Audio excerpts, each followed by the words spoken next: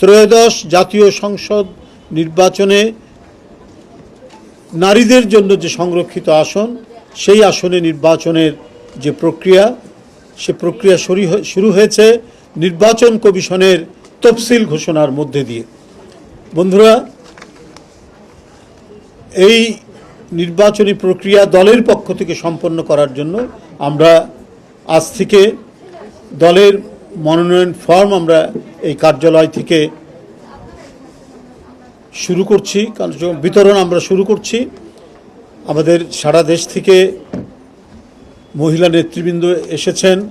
এই মহিলা নেতৃবৃন্দ যারা গত 16-17 বছরের সংগ্রামে তাদের অনেকের নিদারুণ দুঃখ, কষ্ট, বেদনার মধ্যে দিয়ে জীবন কেটেছে। নিপীড়ন, নির্যাতন, মিথ্যা মামলা এবং কারাবরণ। এই যে আমার বাম পাশে বসে আছে এবং আমার বাম দিকে, ডান দিকে, সামনে যারা দাঁড়ানো আছেন, তারা কেউ নিস্তার পাননি শেখ হাসিনার ভয়ঙ্কর দুঃশাসনের ছোবল থেকে।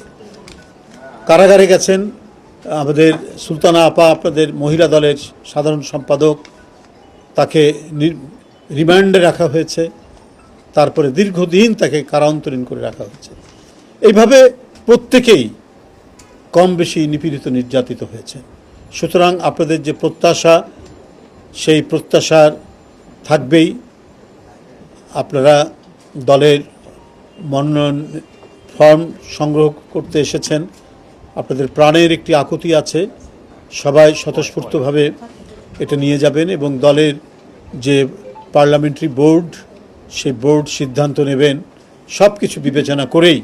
অর্থাৎ আপনাদের আন্দোলনে ভূমিকা, বিগত 16 বছরের আন্দোলনে ভূমিকা, 17 বছরের আন্দোলনের ভূমিকা, আপনাদের দক্ষতা এবং পার্লামেন্টে কথা বলার যে যোগ্যতা এবং অন্যান্য সমস্ত যে যোগ্যতা থাকা দরকার, সবগুলো বিবেচনা করেই মানে দলের নীতি নির্ধারণী ফোরাম বা বোর্ড, যেটাই বলি আমরা, তারা সিদ্ধান্ত নেবেন এবং এই যে সিদ্ধান্ত নেবেন সেই সিদ্ধান্তটা আবার সবাইকে মান্য করতে হবে।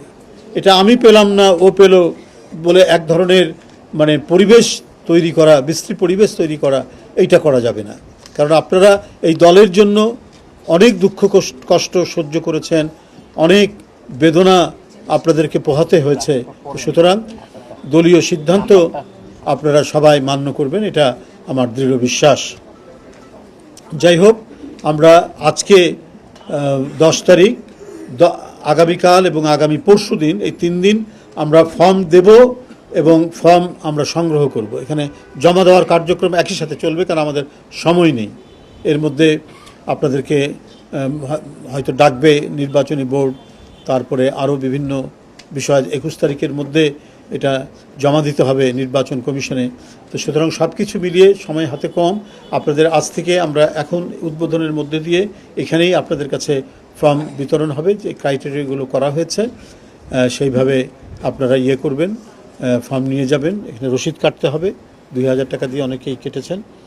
তো আমি এইটুকুই বলবো। এবং আমি বলে দিই যে ফর্মের দাম হচ্ছে 2000 টাকা এবং জমা দেবেন আপনারা 50,000 টাকা। 50,000 টাকা দিয়ে আপনারা জমা দিবেন, এটা নির্ধারণ করা হয়েছে দলের পক্ষ থেকে। এটাও আমি সাংবাদিক ভাইদেরকে সবাইকে জানিয়ে রাখলাম।